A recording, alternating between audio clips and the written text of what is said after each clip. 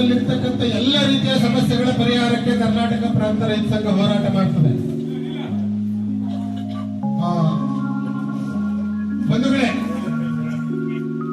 ಇವತ್ತು ಇಟ್ಟಳ್ಳಿ ಕೊಪ್ಪಲು ನಿವಾಸಿಗಳ ಹಕ್ಕುಪತ್ರವು ಸೇರಿದಂತೆ ಮಲ್ಲಿಕಾರ್ಜುನ ನಿವಾಸಿಗಳಿಗೆ ಹಕ್ಕುಪತ್ರ ಕೊಡಬೇಕು. ಅದೆಲ್ಲ ಇನ್ನೂ 2-3 ಸಣ್ಣ ಪುಟ್ಟ ಸಮಸ್ಯೆಗಳಿದಾವೆ. ಅವುಗಳ ಪರಿಹಾರಕ್ಕೆ ನಾವಿಲ್ಲಿ ಒಂದು ಸೇರಿದ್ದೀವಿ.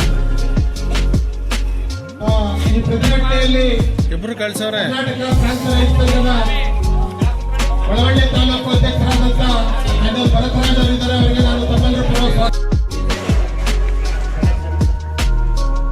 ಕಾರ್ಮಿಕ ಸಿಐಟಿಯು ಸಂಘಟನೆ ಮುಖಂಡರಾಗಿರ್ತಕ್ಕಂಥ HK ತಿಮ್ಮೇಗೌಡರಿದ್ದಾರೆ. ಅವ್ರಿಗೂ ನಾನು ತಮ್ಮೆಲ್ಲರೂ ಪೂರ್ವ ಸ್ವಾಗತವನ್ನು ಕೋರ್ತೇನೆ. ಹಾಗೆಯೇ ಕರ್ನಾಟಕ ಪ್ರಾಂತ ರೈತ ಸಂಘದ ತಾಲೂಕು ಮುಖಂಡರುಗಳಾಗಿರ್ತಕ್ಕಂಥ KN ಮೂರ್ತಿ, ಸಣ್ಣ-ಶೆಟ್ಟಿ, AL ಶಿವಕುಮಾರ್ ಮತ್ತು ಗೆಳೆಯರಿಗೂ ಕೂಡ ನಾನು ಕರ್ನಾಟಕ ಪ್ರಾಂತ ರೈತ ಸಂಘದ ಮಳವಳ್ಳಿ ತಾಲೂಕು ಸಮಿತಿ ವತಿಯಿಂದ ಸ್ವಾಗತವನ್ನು ಕೋರುತ್ತೇನೆ. ಅಷ್ಟೇ ಅಲ್ಲದೆ ನಮ್ಮ ಪ್ರತಿಭಟನೆಗೆ ರಕ್ಷಣೆಯನ್ನು ಕೊಡಲಿಕ್ಕೆ ಆಗಮಿಸಿರ್ತಕ್ಕಂಥ ಆರಕ್ಷಕ ಇಲಾಖೆಯ ಎಲ್ಲ ಅಧಿಕಾರಿಗಳು ಹಾಗೂ ಸಿಬ್ಬಂದಿ ವರ್ಗದವರಿಗೂ ಸಹ ನಾನು ಕರ್ನಾಟಕ ಪ್ರಾಂತ ರೈತ ಸಂಘದ ಮಳವಳ್ಳಿ ತಾಲೂಕು ಸಮಿತಿ ವತಿಯಿಂದ ಸ್ವಾಗತವನ್ನು ಕೋರುತ್ತೇನೆ. ತಮ್ಮೆಲ್ಲರಿಗೂ ಗೊತ್ತಾಗಿದೆ. ಈ ಜನವರಿ 26ನೇ ತಾರೀಕು ಗಣರಾಜ್ಯೋತ್ಸವ ಕಾರ್ಯಕ್ರಮವನ್ನು ಇಡೀ ದೇಶದ ಉದ್ದಗಲಕ್ಕೂ ಆಚರಿಸ್ತಾ ಇದ್ದೀವಿ. ಈ ಗಣರಾಜ್ಯೋತ್ಸವದ ಉದ್ದೇಶ ಏನು? ನಮ್ಮ ಸಂವಿಧಾನವನ್ನ ಅಂಗೀಕರಿಸಿರ್ತಕ್ಕಂತಹ ದಿನ. ಸಂವಿಧಾನ ಅಂದ್ರೆ ಏನು? ಒಬ್ಬ ನಾಗರಿಕ, ಈ ದೇಶದ ನಾಗರಿಕ ಈ ಸಮಾಜದಲ್ಲಿ ಬದುಕಬೇಕಾದ್ರೆ ಅವರಿಗೆ ಹಲವಾರು ರೀತಿಯಾದಂತಹ ಹಕ್ಕುಗಳು ಮತ್ತು ರಕ್ಷಣೆ ಎಲ್ಲವೂ ಅಗತ್ಯ ಇದೆ. ಅದರಲ್ಲಿ ನಾನು ಕೆಲವು ವಿಚಾರಗಳನ್ನ ತಮ್ಮ ಮುಂದೆ ಹೇಳಿದ್ದೆ ಬಯಸ್ತೇನೆ. ನಮ್ಮ ಸಂವಿಧಾನದಲ್ಲಿ ಪ್ರತಿಯೊಬ್ಬ ನಾಗರಿಕರು ಜೀವಿಸುವ ಹಕ್ಕಿದೆ, ಬದುಕುವ ಹಕ್ಕಿದೆ. ಒಬ್ಬ ಮನುಷ್ಯ ಬದುಕಬೇಕು ಅಂತ ಹೇಳಿದ್ರೆ ಆ ಮನುಷ್ಯನಿಗೆ ಬೇಕಾಗಿರ್ತಕ್ಕಂತಹ ಮೂಲಭೂತವಾದಂತಹ ಅಗತ್ಯತೆಗಳನ್ನ ಪೂರೈಸತಕ್ಕಂತಹ ಹೊಣೆಗಾರಿಕೆ ಇವತ್ತಿನ ಶಾಸಕಾಂಗ ಮತ್ತು ಕಾರ್ಯಾಂಗಗಳ ಜವಾಬ್ದಾರಿ. ಶಾಸಕಾಂಗ ಮತ್ತು ಕಾರ್ಯಾಂಗಗಳ ಜವಾಬ್ದಾರಿ ಏನು? ಒಬ್ಬ ಮನುಷ್ಯ ಬದುಕಬೇಕು. ಒಬ್ಬ ಮನುಷ್ಯ ಬದುಕಬೇಕು ಅಂತನ್ನುವಾಗ ಅವನಿಗೆ ಮುಖ್ಯವಾಗಿ ಬೇಕಾಗಿರ್ತಕ್ಕಂಥದ್ದು ಏನು? ಕನಿಷ್ಠ ಪಕ್ಷ ತಲೆಗೊಂದು ಚೂರು ಇರಬೇಕು, ಕುಡಿಲಿಕ್ಕೆ ನೀರಿರಬೇಕು, ರಸ್ತೆಗೊಂದು ದಾರಿ ಇರಬೇಕು, ಜೊತೆಗೆ ಆಹಾರ, ಶಿಕ್ಷಣ, ಉದ್ಯೋಗ ಇವೆಲ್ಲವೂ ನಮ್ಮ ಪ್ರಮುಖವಾದಂತಹ ಅಗತ್ಯತೆಗಳು. ಈ ಜೀವಿಸುವ ಹಕ್ಕಿನ ಭಾಗವಾಗಿನೇ ಪ್ರತಿಯೊಬ್ಬ ವ್ಯಕ್ತಿಗಳನ್ನು ವಸತಿ ಸೌಲಭ್ಯವನ್ನು ಕಲ್ಪಿಸಿಕೊಡಬೇಕಾಗಿರ್ತಕ್ಕಂಥ ಹೊಣೆಗಾರಿಕೆ ಇದೆ ಸರ್ಕಾರಕ್ಕೆ. ಈ ದೇಶಕ್ಕೆ ಸ್ವತಂತ್ರ ಬಂದು 77 ವರ್ಷಗಳು ಕಳೀತಾ ಇದೆ.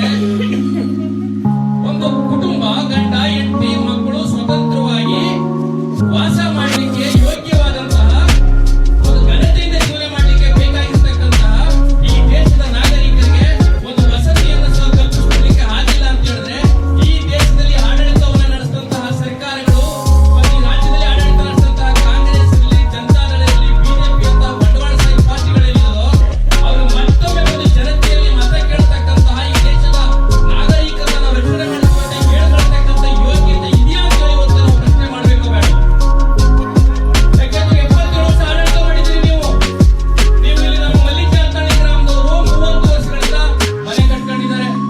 ಅದೇ ರೀತಿ ನಮ್ಮ ಇವರು ಇಟ್ಟಳ್ಳಿ ಕೊಪ್ಪಲವರು ಅವರು 30 ವರ್ಷದಲ್ಲಿ ಹಕ್ಕುಪತ್ರ ಸಿಕ್ಕಿದೆ. ಇವತ್ತು ಇನ್ನೂ ಸಹ ಅವ್ರಿಗೆ ಈ ಸೊತ್ತು ಮಾಡಿ ಖಾತೆ ಮಾಡ್ಕೊಳ್ಳಿಕ್ಕೆ ಆಗ್ತಾ ಇಲ್ಲ. ಒಂದ್ ಕಡೆ ನಮ್ಮ BG ಮೊಳೆಯವರು ಅವರು ಬಗರ್ಕುಂ ಸಾಗುವಳಿದಾರರಾಗಿದ್ದಾರೆ. ಕಲ್ಯಾಣಿ ಕೊಪ್ಪಲವರು ಮತ್ತೊಂದು ಕಡೆ ಬಗರ್ಕುಂ ಸಾಗುವಳಿದಾರರಾಗಿದ್ದಾರೆ. ಏನ್ರಿ ವ್ಯವಸ್ಥೆ? ಭೂಮಿಯಲ್ಲಿ ದುಡಿದು ಅನ್ನ ತಿಂದು ಬದುಕಬೇಕು ಅಂತಂದ್ರೆ ನಮ್ಮ ಭೂಮಿ ಹಕ್ಕಿಲ್ಲ ಅಂತ ಹೇಳಿದ್ರೆ ನಮ್ಮ ವಾಸದ ಮನೆಗೆ ಹಕ್ಕುಪತ್ರ ಕೊಡಿ ಯೋಗ್ಯತೆ ಇಲ್ಲ ಇವ್ರಿಗೆ. ಇಂಥ ಒಂದು ಯೋಗ್ಯತೆ ಇಲ್ಲದ ಸರ್ಕಾರಗಳು, ಯೋಗ್ಯತೆ ಇಲ್ಲದ ಸಂಸದರು, ಯೋಗ್ಯತೆ ಇಲ್ಲದ ಶಾಸಕರು ಈ ರಾಜ್ಯವನ್ನಾಗ್ಲಿ, ಈ ದೇಶವನ್ನಾಗ್ಲಿ, ಮತ್ತೆ ನಮ್ಮ ಕ್ಷೇತ್ರವನ್ನಾಗ್ಲಿ ಜನಪ್ರತಿನಿಧಿಯಾಗಿ ಪ್ರತಿನಿಧಿಸಲಿಕ್ಕೆ ಅವರು ಯೋಗ್ಯರ ಅಂತ ಹೇಳಿ ನಾವು ಪ್ರಶ್ನೆ ಮಾಡಬೇಕು ಬೇಡ? ನಾವಿವತ್ತು ಏನ್ ಕೇಳ್ತಾ ಇದ್ದೀವಿ? ಅವ್ರ ಅಪ್ಪನ ಮನೆ ಆಸ್ತಿ ಕೇಳ್ತಾ ಇದೀವ? ವಿಧಾನಸೌಧ ಕೇಳ್ತಾ ಇದೀವ? ತಹಸೀಲ್ದಾರ್ ಆಫೀಸ್ ಬರ್ಕೊಡಿ ಅಂತ ಕೇಳ್ತಾ ಇದೀವ? DC ಆಫೀಸ್ ಬರ್ಕೊಡಿ ಅಂತ ಕೇಳ್ತಾ ಇದೀವ? ನೀವು ಒಬ್ಬ ತಹಸೀಲ್ದಾರರಿಗೆ ಒಂದು ಬಂಗ್ಲೆ ಇದೆ, 3 ದಿನ ಇರ್ತಾರೋ 6 ದಿನ ಇರ್ತಾರೋ 6 ತಿಂಗಳು ಇರ್ತಾರೋ ಗೊತ್ತಿಲ್ಲ. ಆದ್ರೆ ಬಂದವ್ರನ್ನ ಎಲ್ಲಿ ಉಳಿಸ್ತಾರೆ? ಅವ್ರಿಗೆ ಬಂಗ್ಲೆ ಉಳಿಸ್ತಾರೆ. ನಮ್ಗೆ ನಾವು ಉಳಿಬೇಕಾ ಬೇಡವೋ? ನಾವು ಬಂಗ್ಲೆ ಕೇಳ್ತಾ ಇಲ್ಲ ತಹಸೀಲ್ದಾರ್ರೆ, ನಾವು ಬಂಗ್ಲೆ ಕೇಳ್ತಾ ಇಲ್ಲ ಸನ್ಮಾನ್ಯ DC ಅವರೇ. ಮಲಗಲಿಕ್ಕೆ, ನಿದ್ದೆ ಮಾಡ್ಲಿಕ್ಕೆ ಒಂದು ಸ್ಥಳ ಬೇಕಾಗಿದೆ, ಬೇಕೋ ಬೇಡವೋ? ಇವತ್ತು ಹಕ್ಕಿಗಳಿಗೊಂದು ಕೂಡಿದೆ ಇಲ್ವೋ?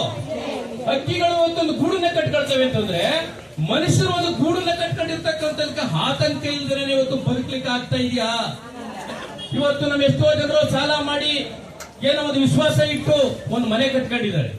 ಆ ವಿಶ್ವಾಸ ಇಟ್ಟು ಸಾಲ ಮಾಡಿ ಕಟ್ಟಿರ್ತಕ್ಕಂಥ ಮನೆಯಲ್ಲಿ ರಾತ್ರಿ ಹೊತ್ತು ನಿದ್ರೆ ಬರ್ತಾ ಇಲ್ಲ ನಮ್ಮ ಜನಕ್ಕೆ.